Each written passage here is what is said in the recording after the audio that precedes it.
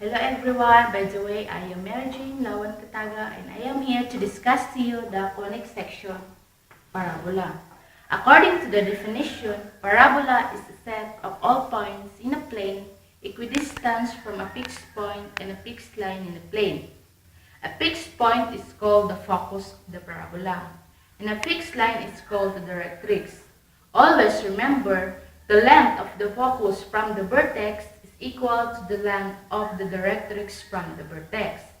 Therefore, the vertex is the center of the focus and the directrix, and the line through the focus and perpendicular to the directrix is called the axis of the parabola. Therefore, if you focus in the x-axis, your directrix also should be in the x-axis. Okay, and the chord drawn through the focus and perpendicular to the axis of parabola is called the latus rectum. Okay, since you already know what is parabola and its component or its point in the parabola, so all we have to do now is to give example of vertex at the origin. Okay, I have here example of vertex at the origin. Okay, find the equation of the parabola which vertex at the origin axis at the y-axis passing to the point 2 and 4. Since for us to get the value of focus, all we have to do is look for the given points. Since our axis in the y-axis, and this x and y is positive, so we're going to use the formula of x squared equals 4ay. Okay, now since we have already the formula, all we have to do is substitute. Since this is the x and this is the y, we are going to substitute now. X, since our x here is 2, we're going to substitute 2 raised to the second power is equal to 4. A, since y is 4, so let's put 4 here. We're going to multiply this equation. 2 raised to the second power is equal to 4. And this one, 16 times 4 is equal to, 4 times 4 is equal to 16. Okay, this is now the result of this equation. But according to the rule that all the numbers should be divided in the coefficient of x, which is 4. So, okay, we are going to divide by 4. Since this will be cancelled out, so this one will be erased. And 16 divided by 4, the answer is 4a. Okay, this is now our coefficient, which is 4. Okay, in getting the value of focus, but first we're going to get the value of vertex. Since it is the origin, which is this one here, we're going to use the vertex equals 0 and 0. This is now our vertex. Okay, next we're going to get the focus. Since our parabola is in the y-axis, passing to the y-axis, our formula now is 0 and a. Okay, now let's going to substitute. Since our a here is 4, so we're going to substitute the value of a from 4. So our focus now is 0 and 4. Okay, this is now our focus. Next to focus is we are going to get the directrix. The formula of the directrix, since we are going to get in the y-axis, the formula of the directrix goes like this. Equals to negative y. If you're going to substitute the value of y, which is 4, so directrix is negative 4. Okay, this is now our directrix. Next to directrix is now we're going to get the value of latus rectum, or LR. This LR tells us how broad or narrow the opening of our graph is. So the formula of LR is 4a. Let's now substitute. Since 4 here is constant, so we're going to get the value of a, which is 4. We're going to substitute. This one now is our LR. The result of 4 times 4 is equal to 16. Okay, this is now our LR. Since in order for us to get the endpoints of latus rectum, which is the branches of our parabola, all we need to do is get the 2 branches. Since our LR is 16, going to get the 2 branches. 16 divided by 2 is equal to 8 and 8. But we put negative here. Why? Because if we move to the right, the left, the value of the endpoints now is negative. So we have here the 2 branches of latus rectum. Now we have already the vertex, the focus, and the directrix, and the latus rectum. Now we are ready to graph our equation. Since our vertex is at the origin, which is 0 and 0, our vertex somewhere here. Okay, next you're going to get the focus in the graph. So the focus is 0 and 4. So somewhere here. Next to that is the directrix, which is from the vertex we move 4 units downward. Since this is our coefficient, which is 4, move 4 units downward. 1, 2, 3, 4. So this is now our directrix. Okay, we have already the value of vertex, which is 0 and 0, 0 and 0. Then now next, this is the line passing through 4 is directrix. The value of it is d negative 4. This is the directrix, and this one is the focus. F equals to 0 and 4. Okay, now let's get the latus rectum. So, in order to get the endpoints of latus rectum, let's pass 16 units in between the focus. Okay, if we pass 16 units, it automatically said that we move 8 units to the left and 8 units also to the right. Okay, let's move 8 units to the left. 1, 2, 3, 4, 5, 6, 7, 8. Okay, somewhere here. Okay, the other endpoints of it is 1. We move 8 units to the right. 1, 2, 3, 4, 5, 6, 7, 8. Okay, somewhere here. This is now the graph of the endpoints of latus rectum. Okay, since negative 8 and 4. Then the other side is positive 8 and 4. This is now the endpoints of our latus rectum. We're going to level now our graph. Our parabola looks like this.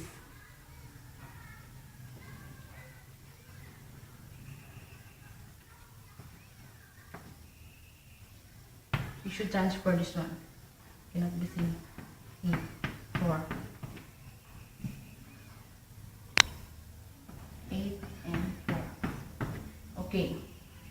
This is now our parabola looks like this in this equation. Find the equation of the parabola axis of the y-axis passing through the point 2 and 4. And this is our vertex, the value of focus, which is 0 and 4.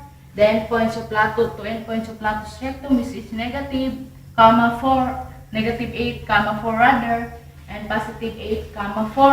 And this line here is our directrix.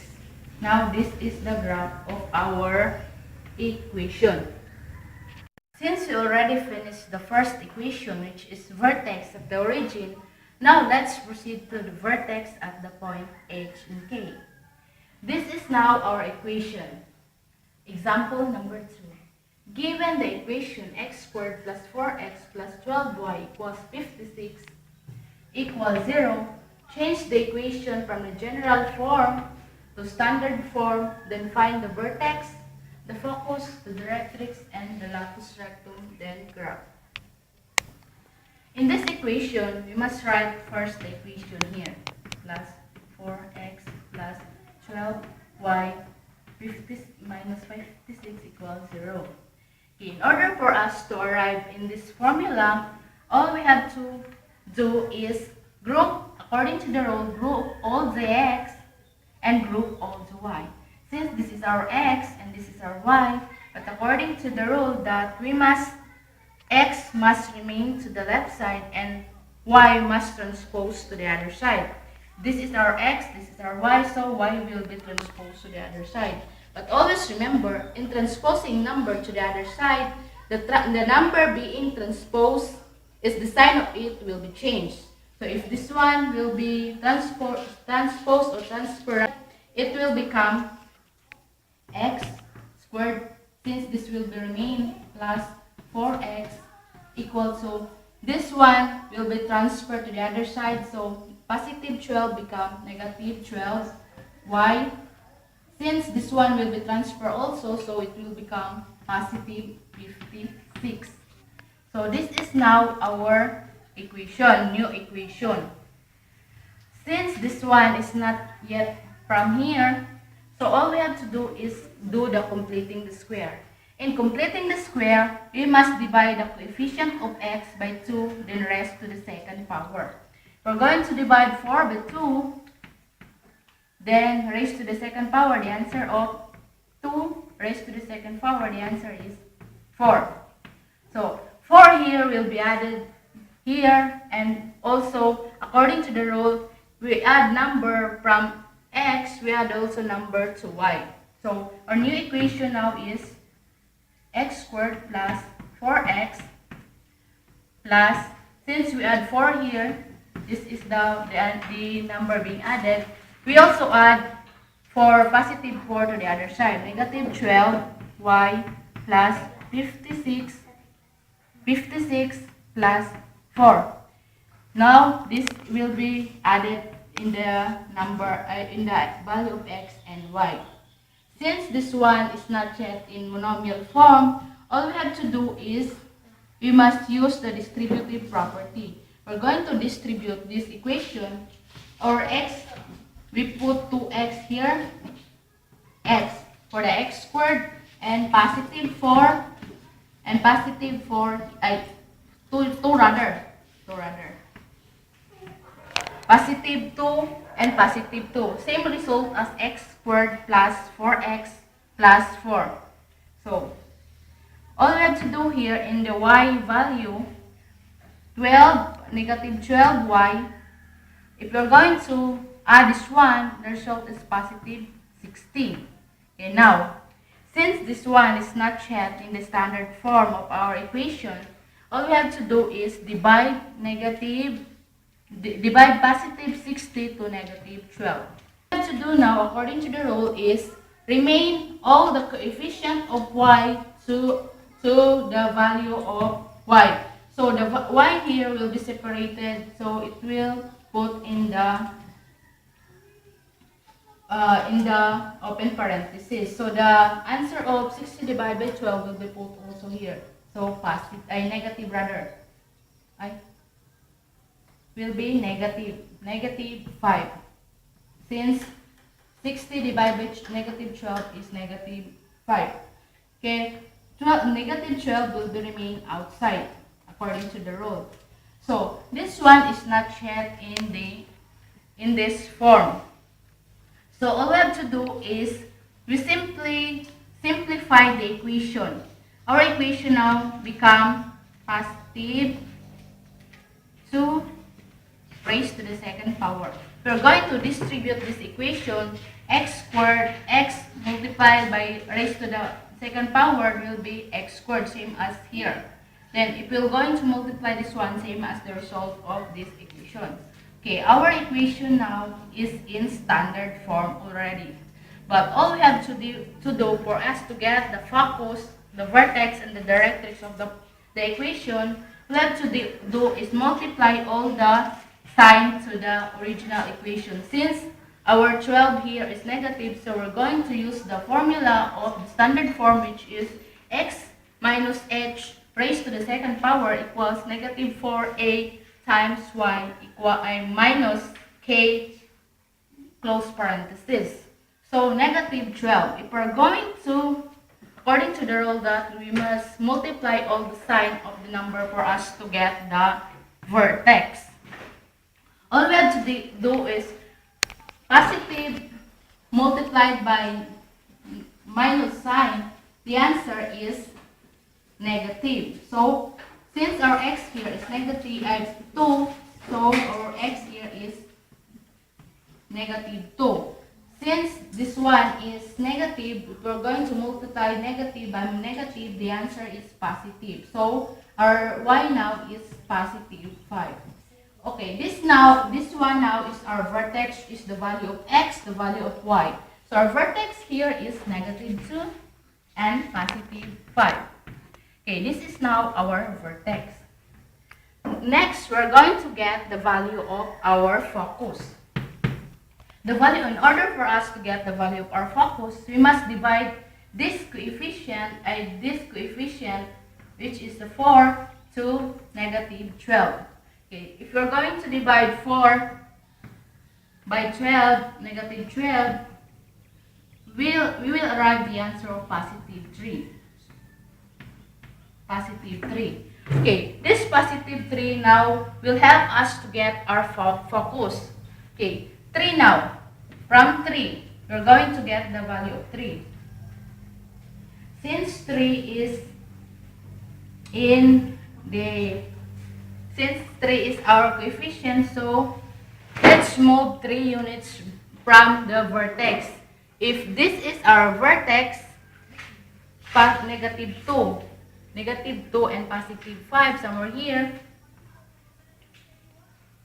we move, since our equation here is negative, so our graph will always matter here. So our graph opening downward. So if this is our vertex, we move 3 units according to the value of the x, which is we move 2 units downward, 3 units rather. 1, 2, 3. So our focus now is here. Our focus is in the negative 2 and positive 2. This is our focus. Okay. Now, for us to get the value of directrix, all we have to do is move 3 units upward since our graph is going downward. So we move 3 units upward. 1, 2, 3. Okay, this is now our directrix. The line passing through it is our directrix, is y equals to positive 8. This is our directrix. Then this is our vertex. Vertex is negative 2 and 5. Negative 2 and 5. Next, all we have to do is get the value of latus rectum. Since negative 12 here is the value of our latus rectum, all we have to do is get latus rectum. Our value of latus rectum is 12. Since 12 here is constant, so we're going to get the end points of latus rectum by branching 12 by 2. We're going to branch negative 12 by 2. We arrive the answer of 6 and negative 6. Why negative? Same as the first equation. If we're going to move 6 units to the right, we also move 6 units to the left. Okay. If this is our focus, we move 6 units to the right and 6 units to the left. Since our endpoints of latus rectum passing through in between the focus, so we move 6 units from here. So we move 6 units to the right for us to get the one endpoint of latus rectum. 1, 2, 3, 4, 5. 1, 2, 3, 4, 5, 6. So our endpoints of latus rectum, one endpoint of latus rectum is here. So the value of it is positive 4 and positive 2. Okay. And the other endpoints of latus rectum is we move 6 units to the left. 1, 2, 3, 4, 5, 6, 7, 6. Okay, 6 units here. So our endpoints of latus rectum is negative 8 and positive 2.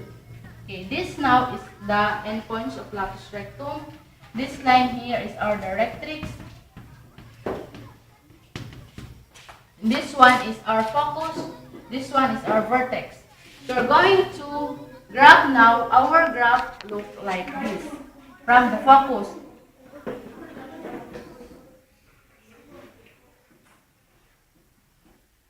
our graph is really in opening downward.